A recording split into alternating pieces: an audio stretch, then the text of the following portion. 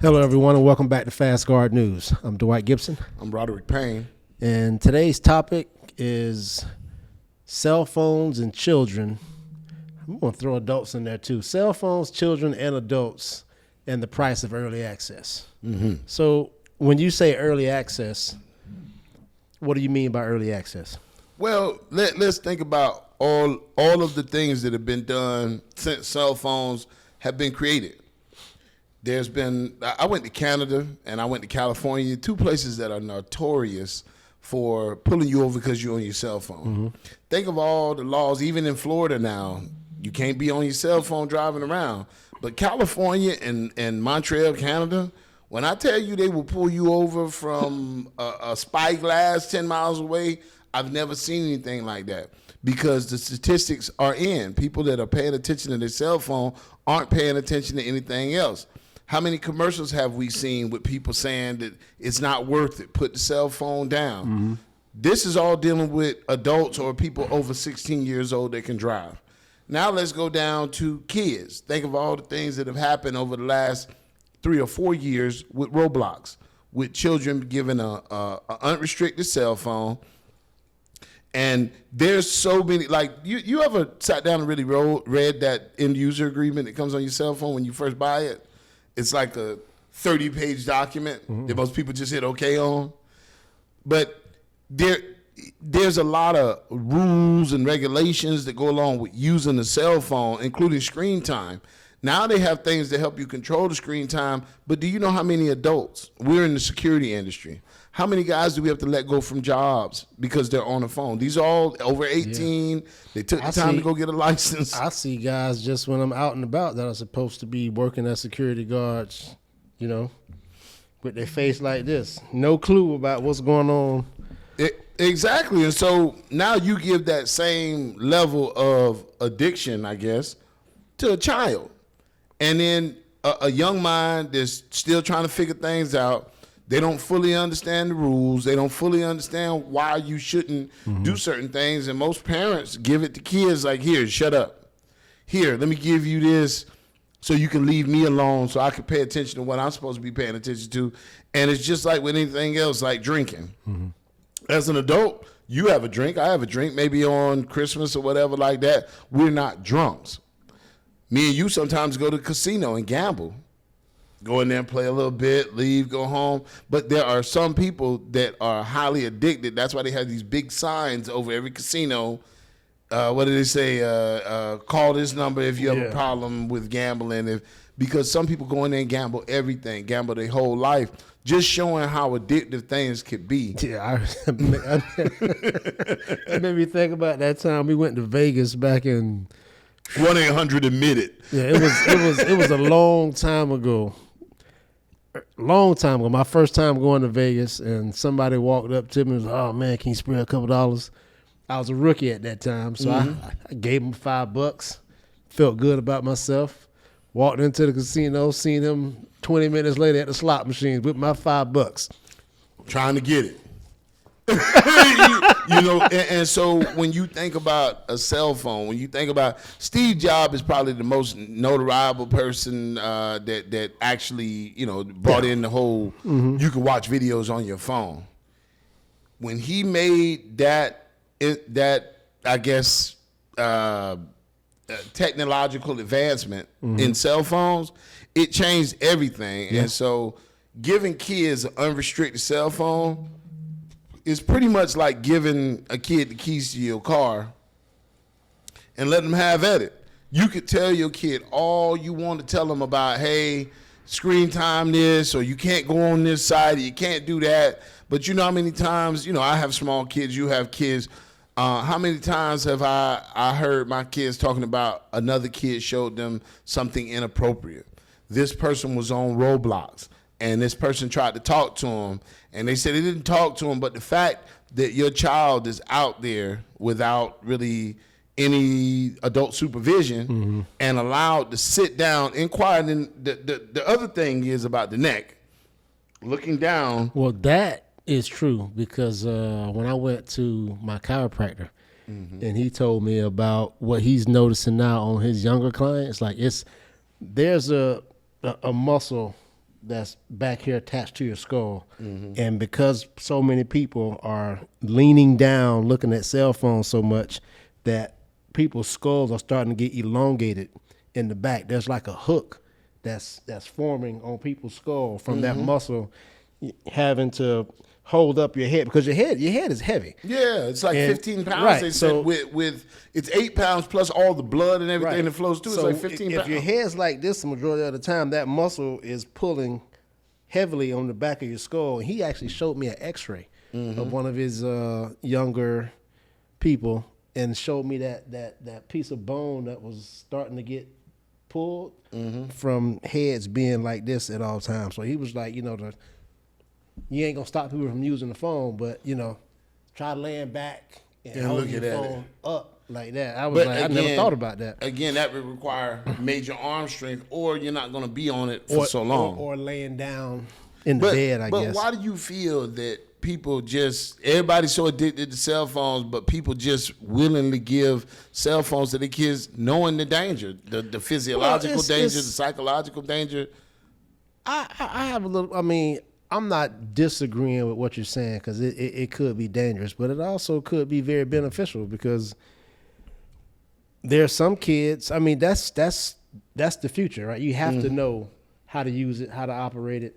But some people, young people, build a business from this little thing right here, things that you never thought of would be possible, things that most adults wouldn't think to do. Some kids, 16 years old and younger, are, becoming millionaires from this little device. That's the 1%. What about the other 99% that use it for the wrong thing? They go and get kidnapped off Roblox. That their grades, the statistics say that 70% of kids that use cell phones that have heavy screen time, you got to think, and they break down the screen time. They said for 7 hours. So if you break this down in the 24-hour day, you're supposed to sleep, 8 hours? 6 to 8 hours. 6 to 8 hours. So if you're a growing child, 8 hours. They said the average kid is on their phone 7 to 8 hours a day. So now we at 16. So you sleep, then you up. So now you at 16 hours. There's another 8 hours left. Guess what they're doing in them 8 hours? They're in school. So at what point does a kid go out and play, try to work on their other skills other than looking at a cell phone? And that's what I'm saying. You're talking about that 1%. Yeah, it could happen. But everything is on like they use cell phones in school now. Pull I up know. this for this, pull up this for that. So like you can't avoid it, but it all comes back to parenting. Like how much you restrict screen time. At what age do you give your child a cell phone? For what reason do you give your child a cell phone? Like my daughter, I believe she got her cell phone in the latter part of 6th or 7th grade, because she was staying after school, doing after school activities. She had to, There was a contact need us for a for it. ride. Technically, was it a need for it? No. Because how did we call our parents when we were in school? There's a phone at the school. But payphone, have you seen? I haven't seen a payphone. A lot of them forever. are taken out. Right. A lot of them are taken So out. I guess it was kind of a need for it, but also you know your child. You know when they're ready for something or when they're not ready for something. My daughter wanted a phone in 4th grade. The answer was no. 5th grade, the answer was no. The first part of 6th grade, the answer was no. But when it became she had to either call us or text us or she needed it for whatever, it was yes, but with major restrictions. Major restrictions on screen time. Major, like when you come home, matter of fact, you don't need that. You're here. Give me that. Go and give it to Right. them. And that's the major thing. So a lot of parents are just giving their kids the phone. They don't understand how to restrict screen time, how to stop certain apps. And this is why the trouble came up with Roblox. Kids was playing Roblox, chatting with people they don't know who the heck they are, meeting people, setting up meetups, all kind of stuff. Meetups. Yeah, that several people that we know personally have had situations happen where, their son or daughter was chatting with somebody on Roblox, and it could have turned into a very bad situation. And it doesn't mean that they're a bad parent. It just means that got away from them. So think about like the average parent, right? You go to work for 8 to 10 hours a day. You come home, you need to go to sleep. You need to rest up to get ready for tomorrow. You got to cook. You got to feed your child. You got to go over homework. The average parent is kind of happy to give that cell phone or that device, whether it be an iPad or a cell phone, to a child. And I don't think they really fully understand all the things that go into it, because there's so many restrictions that you can put on the phone. I didn't even know. My wife showed me about a lot of the things you could do because the phones are under her. She can turn off everything. Certain apps, you got an hour to use them. And I was like, wow, because I would have been one of the parents, just here's the phone, figure it out. And I think the issue with that is that the kids they're open minds, and so they're wanting to explore everything. They're wanting to really get to know everything. When they hear something, they're going to try to Google it. It's certain things that you want to have the opportunity to try to speak to your child, and that's why I broke down that 24 hours. So you're talking about 16 hours of between sleep and now they on the cell phone. Then you break down the other 8 hours they're in school. When do you have time to actually raise your child?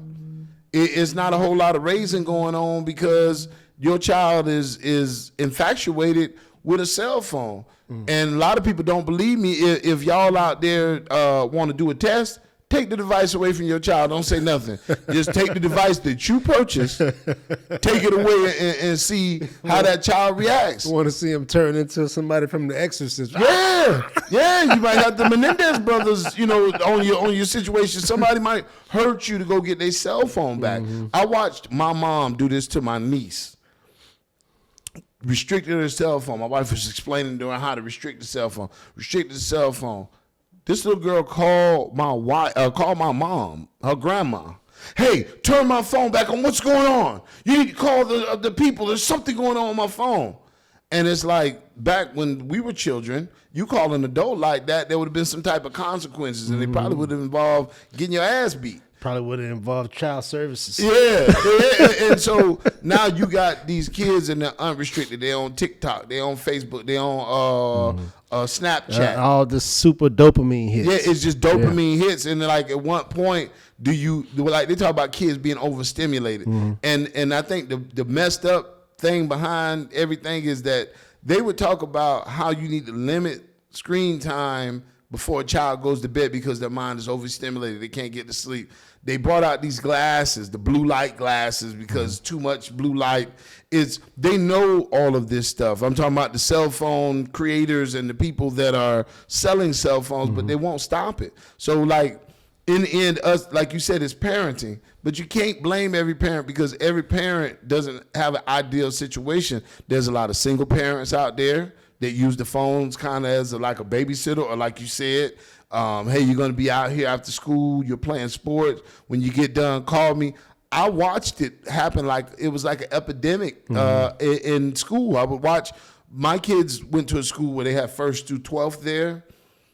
The kids, from the time they allowed them to have a cell phone, which is, I don't know, 3rd grade, they don't even look up anymore. There's no socialization. That's great. Well, kids and adults don't look up anymore. Sometimes when I'm pumping gas, I just observe people. And most people don't know what's coming at them, don't know what's next to them, don't know what could be coming at them because they're walking like this. And looking down at the phone. Yeah. Think about how addicted. This is what I'm trying to say is like adults are addicted. Now, so me and you probably got our first cell phone in our, 30s? Nah. I mean, first cell phone with a screen on it where you could watch something. You had to be at least 30 because when did Steve Jobs bring out the iPhone the way it is? No, well, couldn't it had to be like 2008, 2007. BlackBerry, you could watch stuff on the screen, right? The screen was this big. We talking about Apple with a screen. It was a much bigger screen. But what I'm saying is, you were already on into your adulthood. Had to be 20s. So late 20s, let's just say, or 20s. You're already into your adulthood when you got access to that device. part of what happens is, you know, that there's certain things you have, you got to pay bills, you got to go to work, you got to have insurance, all of this stuff. So we're already set kind of in motion. Think about the kids now that's getting that same dope. It's dope, basically. The same dope at 10, at 9, at 6. And the phone is raising them. This is why it's so easy to put all these bad ideas into the kid's brain about, hey, try this. I don't know if you've seen on YouTube, they had kids watching it, and it was like a video, like a pictogram, and it seems really nice and fun, and some kid hung himself. It was on. I seen it the other day on social media where the kid, they was showing step by step. First, you get a sheet, you tie it around your neck twice, then you walk to the edge of the bed, and then you jump off, and you can fly. And kids listen to that. And one guy was on there crying, talking about how his son listened to those directions verbatim, and he came in, his son's face was blue, and his neck was almost broken from that jump. He jumped off the bed and almost snapped his neck, and he was recovering in ICU. I don't remember or recall how the kid did after that, but think about that. These are children. Hey, go get your, and they were talking about, there's some group 787 or something like that. There's a group out there that's on social media only to wreak havoc, to tell kids how to hurt their siblings, how to possibly hurt or kill, unalive their parents, how to hurt their pets. Like, this is what's out there. You're allowing all type of monsters in, and these people may be influential. But is that the fault of the cell phone? Because just like any other powerful tool, it could be used for good, it could be used for bad. So, I mean, who's at fault there? I'm gonna throw it back on parenting. I agree, it's parenting. The issue with parenting is I don't think a lot of people really gauge. That's why I want to do this episode, because it's not a whole lot of people that really fully gauge what's going on with a cell phone. They think it's just a friendly device. Let me give it to Bobby and let him go sit in the corner, and then that way I can watch my soap operas or whatever. It's deeper than that. Little Bobby could be on there learning how to unalive himself. Little Bobby could, remember they had the Tide Challenge where people were eating Tide Pods. Like, all of this stuff happened in reality. They had challenges. I don't know if you remember Pokemon Go. Tide Pods. The Tide Pod Challenge. Somebody got on there and ate one of these Tide Pods and was like, look. And kids tried it. Some kids got sick and even died. I'm going to throw it back to parenting. I get it, and I get it 1,000%, but you have to also break down that, like, okay, you're one type of parent. I'm one type of parent. We have time to really sit down and dissect our kids' behavior. We both have kids that are involved in sports, so you're always up on them. All it takes is that one instance, one Tide Pod challenge for 2 seconds, because it's super popular, could end your child's life. It could send them to poison control. It could do whatever, and that takes, how long it take to chew a Tide Pod? It probably don't take long, because once it touches saliva or water, it's going to. Exactly. So these things, that kid that jumped off the edge hung himself. I think he was 7. So you're giving these kids something that's so strong, something that's been proven psychologically to be very influential, and then you're saying, here's a device. Parenting 1,000%, but I think the parenting needs to be done with education. I think that you have to, like, really adults should be taking classes on phones. When I see adults, now this is something that me and my wife do at home, we restrict ourselves. We put certain time limits on all of this stuff, on social media especially, because think of how easy it is to just get caught up in a scroll. Especially as an adult, what I hate and what I love about social media is what everybody else loves about social media. If you like something, they just gonna show you more of that. My dad was explaining to me about something. He was like, man, I was looking at this, and all of a sudden me and you were talking about it on the phone, and it just kept showing me. That's how social media works. Yeah, whatever you say you like, they can be like, okay, throw it at them. So imagine if you're into rims or watches.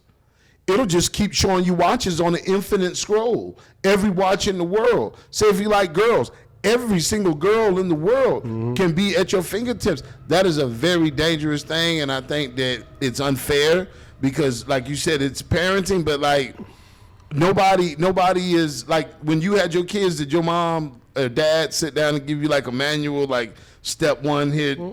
Mine didn't either, and so you have to learn a lot of this stuff on your own. And unfortunately, with the advances, the technological advances, with phones, there's something new that comes out every day. Like I was bringing up earlier, the Pokemon Go. There are people out getting hit by cars and traffic running around trying to catch Pokemon. Adults. So some of the stupid stuff that happens, it's you wouldn't want to believe that this is actually happening to adults, but it does. And being that the cell phones are so strong, being that the interest that people pay to these things is just so strong, it's almost on an addiction level. This is like crack 2.0. Yeah. Now you don't even need a pipe. You just need some electricity to charge it. And truthfully enough, it is a good babysitter. It'll keep your kids quiet for hours. But what is it doing? At what cost? At what cost? Yeah. Uploading their brain to the server. Unless you use it in a positive light. You know, you could dictate what they're watching when they have the phone. You know, whatever you choose. Or you could unlock it and let them choose whatever they want to choose. That, again, goes back to parenting. I'm not going to reap on this, but I told my son, and I tell my son, at least 5 times a day to turn off YouTube Shorts. YouTube Shorts is essentially TikTok. TikTok is essentially social media. It's not a time, not a day that we're getting ready to go somewhere, go do something. And this is a straight A student, as good as kids you can get, right? As far as on paper, does his work, listens, is very responsible, very well spoken. Cannot, to the point where I had to unplug, take the plug. So he still got the TV hanging in his room. I took the plug out because I realized that he's not strong enough to decipher. And now we're in a world, you know, my sons are almost tall as me. So now we're in a world where if I'm going to use corporal punishment to spank them or to hit them and hurt them, you know, I think they're too smart for that. You might lose. Yeah, you might. You remember on the movie? It's enough, Dad. You know, so I'm not going to take this anymore. So okay, son. I'm sorry. Hey, now let's talk about it. So that could happen, and then on the flip side of, do they really understand the rationale? Are they really breaking down what you're trying to put out there? And in many cases, it's the same thing of taking candy away from a baby. In some cases, not all cases, but in some cases, I think it stifles creativity because some kids literally don't know how to think. Like the simplest things, you can put something in front of them, tell them to figure out. But well, what do I do? Let me Google it. Let me look it up. Or ChatGPT. Right. And so now we're in that time, right? So there's no going back. You open up Pandora's box. What can we do? And of course, we're going to spend it for security. What happens now when your child is constantly at risk from kidnappers or scumbags trying to invite them on dates? That they don't understand that this person's just out there to hurt you. And, you know, when we were growing up, your mom left you home starting when? How old were you? Man. I want to say as young as 5th grade. That's 10, 11. That's 10, 11 years old. So the rule is the kid's supposed to be 12 before you leave them at home. But think about that. I knew how to use a house key. I knew how to make food. So think about how you think that changed with kids? Yes. No, I'm saying you think the parents stop having to leave their kids at home alone? Negative. Oh, no. Nah, it still goes on. But think about now they got, you got your phone. You can call me. I can FaceTime you and see where you at. So that same tool that they're using also turns into, think about what we did. Well, at least me, I know that, you know, I want to go find my dad's nudie magazine stash. You don't have to do that no more. And as much as you block things, kids know how to unblock them. They know how to get on a different server and find what they're really looking for. So there's really, it's once you give, unless you're giving your child a clamshell, They're on the internet, and unfortunately, that comes with certain stipulations. Even the TVs now. So you turn on TV, it's a computer. Yeah. So, a lot to think about from the security standpoint. It could be very bad. You could be inviting people to your house that you don't know that's coming. Your kid could get kidnapped. Your kid could run away listening to somebody else. There was a girl the other day that I guess she lived somewhere in Arizona, and her mom, apparently she met some guy on Roblox. The guy told her how much he was in love. Again, it's a child. They're naive. He said he's going to send the Uber to come pick her up. The Uber came, brought her all the way down to the border. Fortunately, this mom jumped on the phone with local law enforcement, called everybody, got them to put a blockade up at the border. End up catching the child. The guy He was trying to take out of the he was out of trying the to country. take out the country to do who knows what. Sex trafficking. Exactly. The car that she was riding in was not an Uber. It was actually one of the kidnappers. They found that car burned out in the next town. So, like, these are horror stories, and they happen every single day. But again, I'm gonna bring it back to parenting, right? I'm not saying that parent did anything wrong, but when these things happen, you use those as teachable moments. Correct. Talk to your kids about the dangers of what they could be possibly accessing, and to be smart. Now, the Bible says you should train up a child in the way they should go, and when they get older, they won't depart from it. There are going to be some times where they depart from it, and hopefully those times they just they learn a hard lesson, and they Go back to the light. and they come back. But You know, always want your child to try to go towards the Right. light, not towards the darkness. Think of how many times that we've been in situations. You remember in St. Louis, jump in the car, everybody, hey, let's go here, and then you get in there, and you realize everybody came to the mall just to steal. yeah. Then you get in the car, and the police jump behind you, and the guy says, "Hey, you Florida boys, take off those skull Take caps." off your skull cap. I'm like, "For what? I didn't steal anything." Oh, I got this in the car. He pulls up a bag of crack this big, and everybody's eyes goes like this. And I'm thinking about that on this podcast, and I'm thinking, like, if we would have got pulled over that one time. How you gonna explain that to your dad? No, we wouldn't have been here now. That was enough crack to keep everybody in jail for the rest of their life. And, and that happened without a cell phone. We'd have still been in jail, right? Mandatory minimum, 5 years per rock. It was 300 rocks in there with, so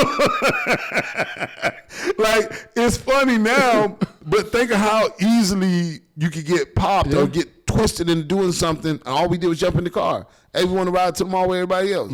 So kids are going to make that decision. That's what makes them kids. Parenting is very important. Cell phones are very dangerous, unfortunately. And parents are going to continue giving their kids cell phones. What needs to change is what the restrictions are and what they're teaching them. You need to have them really sit down and try to understand. Not, hey, when I was a kid, I used to get ass whooping sometime. And my dad did a great job of explaining. He would explain so well that sometimes I thought I wasn't going to get a spanking. And then he'd be like, he said, you understand? Yeah, I understand. Okay, well, go ahead and give me the belt. I thought we talked about it. Choose your weapon. Yeah. And so, you look at that and it's like, I get it. But every parent's not going to sit down and explain things. And that's, like you said, parenting, but there's no class for parents. I mean, they have classes and YouTube stuff you can watch. But unfortunately, you don't have time for all that. You have to learn on the go. Yeah. And I would hate to have to learn the lesson because my son or my daughter got kidnapped and killed or something even worse. You got to teach them to use it for good, because it can be a lot of good that comes from that. You can do investing right from this device. You don't need a broker anymore. No. You got E-Trade. You got all kind of Tasty Trade, Trade Ninja, Fidelity that you can right here from your device, and you can teach your kids how to do that too. So we just gotta push them towards using it for good, and then encouraging them to put it down sometime and look another human being in the eye and have a conversation. I think you got to make it mandatory. Yeah. Well, I don't even know how to close that out. Thank you for tuning in.